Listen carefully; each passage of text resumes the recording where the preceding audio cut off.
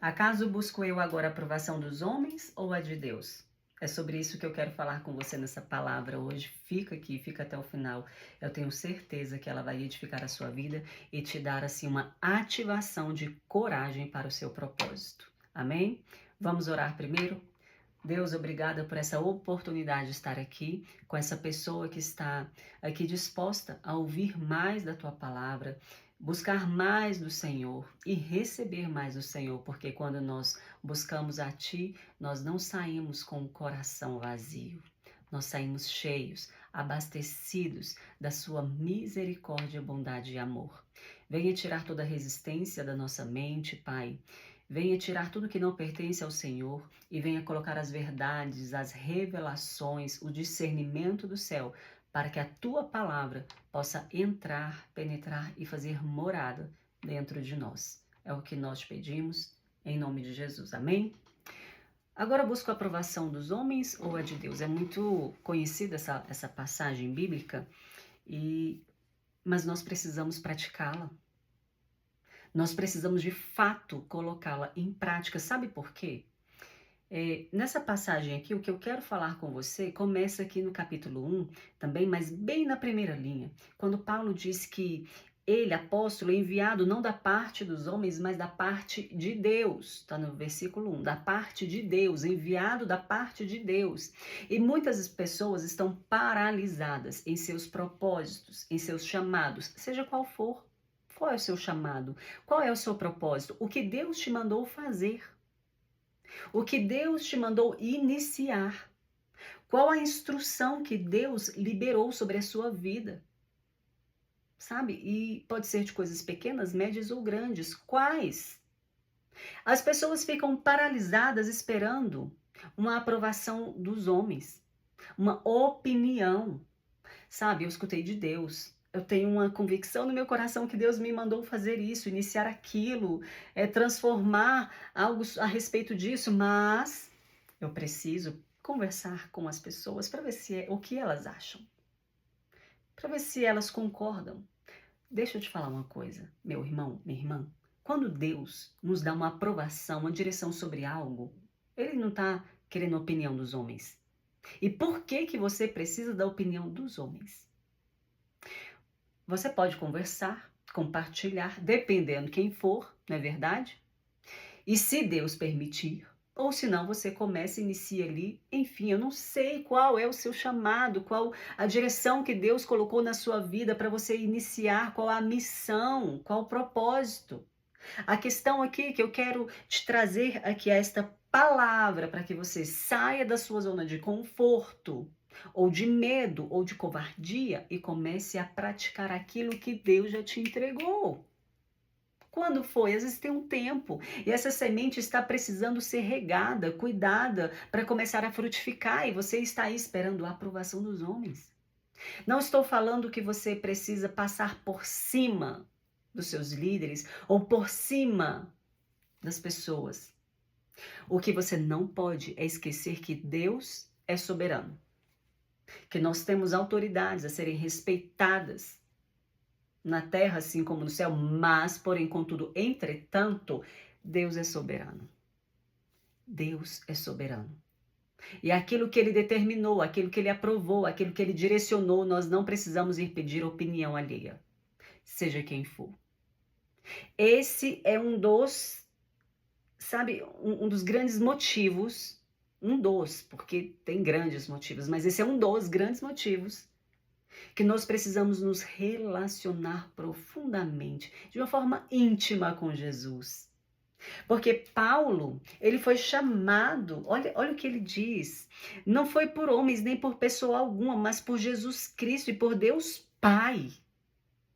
Ele foi chamado. Por quê? Porque ele teve um encontro real. E porque ele teve um encontro real, ele teve uma convicção da sua nova identidade, do seu novo caminho, da direção da sua vida, do seu propósito. Quem tem um encontro real com Jesus tem uma convicção do seu destino. Convicção de destino, encontro real com Jesus.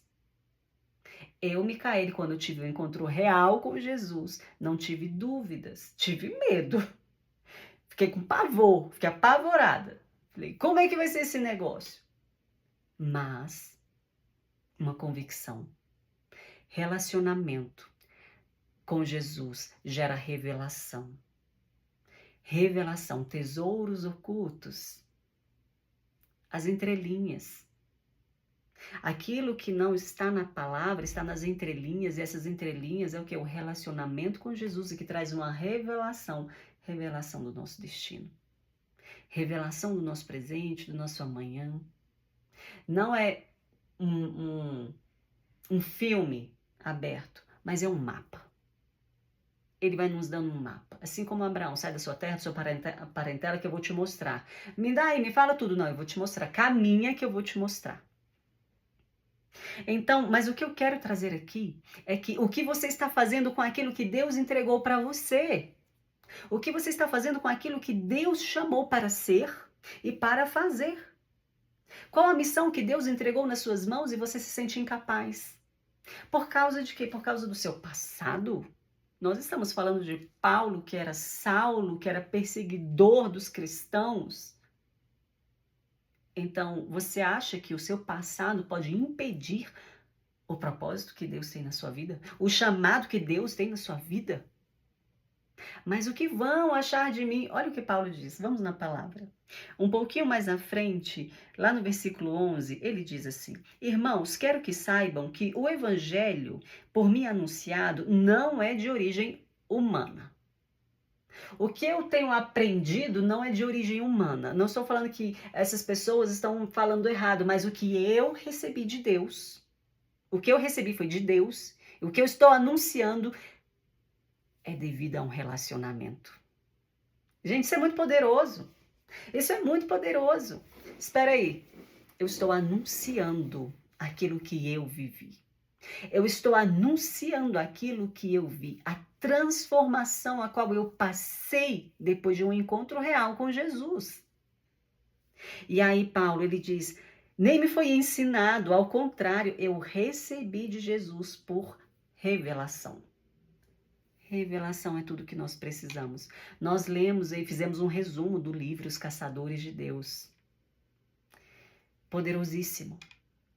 E algo que me chama a atenção lá, que eu compartilhei, se você estava lá nas lives do resumo desse livro, vai lembrar.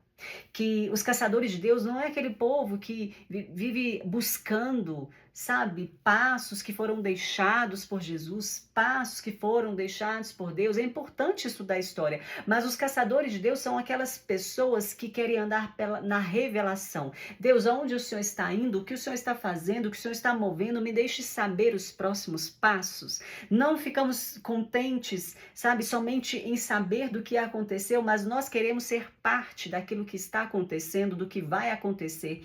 Então o Senhor começa a trazer a revelação para esse povo que tem essa sede, essa fome, essa rendição, essa adoração, essa busca por esse relacionamento. Só sabe os segredos de um amigo, quem anda com aquele amigo. Você deve ter pessoas, algumas poucas pessoas, porque são poucas, né? Podemos contar assim na mão, bem, de forma bem filtrada. Pessoas que você pode confiar em contar segredos. Mas por quê? Porque você anda bem junto, você confia, você tem um relacionamento com essa pessoa. Então, da mesma forma, foi revelado para Paulo porque ele teve um encontro real. Foi muito profundo. E por ser tão profundo, foi ensinado a ele. Eu tenho coisas que eu parei e já perguntei, Deus, da onde que eu sei essas coisas? Porque meu pai não me ensinou, minha mãe não me ensinou. Da onde eu sei essas coisas? Ele disse, por causa do seu relacionamento comigo. Deus, ele nos abastece daquilo que pai e mãe não nos ensinou. Ele tampa o gap, o buraco, a brecha daquilo que estava ali, ó, aberto. Deus, ele é suficiente. Não estou desmerecendo e nem falando que você não precisa. Precisamos estar em comunhão, ter pessoas, líderes ali para nos ajudarem na caminhada. Mas estou falando que nós não podemos estar paralisados, esperando, sabe, dar um primeiro passo, segundo passo, terceiro passo. Nós precisamos ser emancipados. Nós precisamos crescer, porque, né, o líder, ele não é um babá espiritual. E as pessoas estão dependentes. Ai, preciso tomar uma decisão. Deixa eu perguntar ao fulano de tal. Por que não perguntou a Deus primeiro? Sabe, uma pastora amiga um dia falou assim para mim, Micaele, você às vezes fica sumida e não vem aqui no gabinete, não vem falar com a gente sobre seus problemas, suas coisas, você, sabe, não reclama, não vem aqui para falar das suas coisas, aparece só de vez em quando. Eu falei, deveriam agradecer. Deveriam agradecer porque eu sou assim, sabe por quê? Isso quer dizer que eu tenho um relacionamento com Deus. Eu tenho uma fonte direta. E quando eu venho aqui é porque eu realmente, ó, isso aqui tá petecado, não dou conta sozinha. Aí não, aí eu venho. Agora tem coisas que eu não fico ali, sabe? É porque as pessoas estão acostumadas. Qualquer belzinho, qualquer coisinha, liga, babá espiritual, babá espiritual. Não, gente, nós temos o Espírito Santo, primeiro ele. Aí, peraí, não, tá confuso, não dei conta, eu tô tão endurecido, tão magoado, ferido, machucado, que eu preciso de alguém mais. Aí sim. E aí ela foi e falou assim pra mim, você tem uma mania de autoministração. Eu, graças a Deus. Mania de autoministração tenho mesmo, tenho, porque eu tenho um relacionamento com Deus. E um relacionamento de tipo, não só o que eu quero falar, não só o que eu quero escutar, mas aquilo que eu preciso falar, aquilo que eu preciso ouvir. Que traz correção, que é o que eu sempre chamo de quê? Aqui você já sabe, alinhamento. É isso aí mesmo que você falou, alinhamento. Mas vamos continuar aqui um pouquinho mais. Então Paulo diz, eu recebi por meio de Jesus, ele quer dizer que foi sem intermediários. E as pessoas estão bebês espirituais, bebês emocionais, que tudo depende de um intermediário para falar com Deus, para ouvir a Deus, para paciência. Meu Deus, nós precisamos crescer. Deus quer filhos maduros. Filhos maduros. Se posicione como filho maduro. O que Deus entregou na sua mão.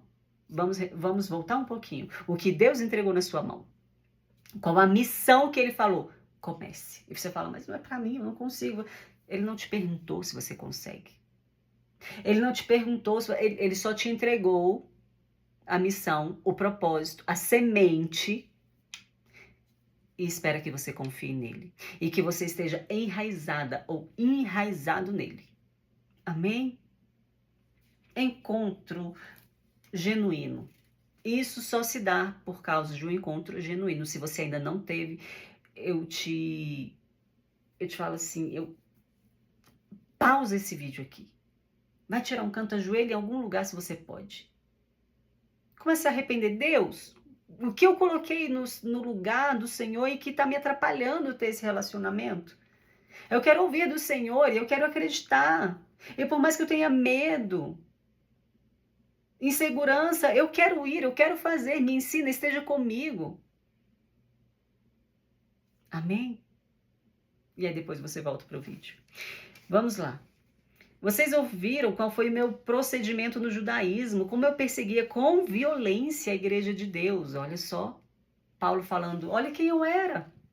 Por que você está achando que você não pode ter esse relacionamento, essa direção de Deus? Por que você está tão inseguro por causa do seu passado?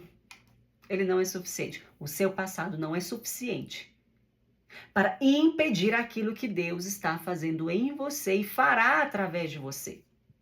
Paulo diz, eu procurava destruí-la, destruir a igreja do Senhor. No judaísmo, esperava a maioria dos judeus da minha idade e era extremamente zeloso. Ele superava, desculpa, não é esperava, ele superava a maioria dos judeus. E extremamente zeloso das tradições dos antepassados. Gente, isso aqui eu até falei sobre isso nos stories essa semana.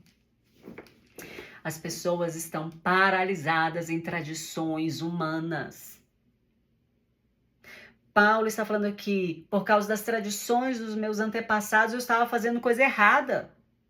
E por muitas vezes nós estamos fazendo coisas erradas por causa de tradição dos nossos antepassados. Só porque é tradição não quer dizer que é correto. Não é porque é tradição, é o certo. Amém?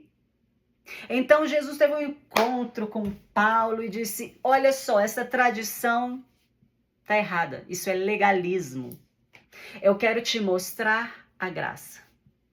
Ai, Jesus encontra com Paulo e derrama a sua graça e o seu poder. Olha, Paulo, Olha, Saulo, a partir de hoje você não será mais Saulo, mas Paulo. A partir de hoje você vai ficar sem enxergar por um tempo, de forma natural, porque eu vou começar a te dar uma visão espiritual. Eu vou renovar a sua mente. Nesse tempo nós vamos ficar juntos. Você vai ficar de olhos fechados e você vai começar a ver as coisas que eu vou te mostrar. E às vezes nós precisamos isso, fechar os nossos olhos naturais para enxergar melhor.